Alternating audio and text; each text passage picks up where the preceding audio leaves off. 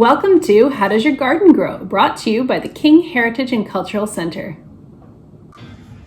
Winter always seems like the longest season, especially a winter with COVID restrictions.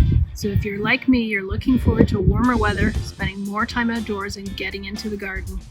Although you can't plant anything outside for a long while yet, you can start planning and prepping for the gardening season. Early spring is a great time to borrow some books from your local library and to do some online research. Start thinking about what kind of garden you'd like to have. Flowers, vegetables, herbs, or a combination of all. Keep it simple so you don't get overwhelmed. Space may dictate what kind of gardening that you do. Will it be in containers, raised beds, or traditional garden beds? It's a good idea to sketch it out on paper so that you have a plan to work with. Be sure to choose the correct spot. Most plants need 6 to 8 hours of sunlight and prefer a flat spot that is sheltered from the wind. If you're feeling really creative, you can sketch out details of what you're going to plant according to type, height, color, and when flowers will bloom. Just make sure to leave enough space for plants to grow and expand. If you're going to start anything from seed, now is the time to order seeds online or buy them in store, COVID restrictions permitting. Seed packs are often available at local grocery and hardware stores, and sometimes they're sold in theme kits if that appeals to you.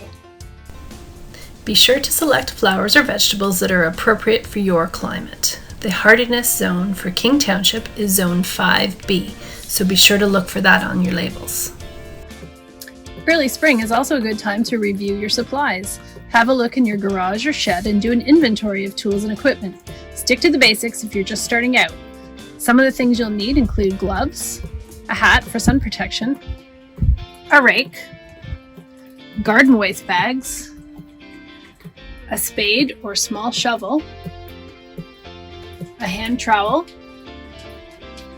a 3-tines cultivator, and some pruning shears. Of course, you'll also need a hose and a watering can. By early April, it should actually be warm enough to get outside. You can start by gently raking debris out of the garden, including weeds, mulch, and dead leaves, but do be careful not to destroy any new shoots that may be already growing. You can also prune dead branches from bushes and trees, but be sure to check for buds and new growth. At this point, you can start to prepare the soil. Rake through it to loosen the dirt for planting, and add some compost for nourishment. If you're going to be growing vegetables or herbs from seed, you'll probably want to start them inside while the weather is still cool. I purchased these kits at my local dollar store, and I'm going to try growing some parsley and basil inside. Since they're already in fairly large sized pots, all I'll have to do is move them outside to a sunny location when the weather is warm enough. And when to plant? Even though I'm sure you're keen to get going, it's generally advised that you don't plant anything before the long weekend in May.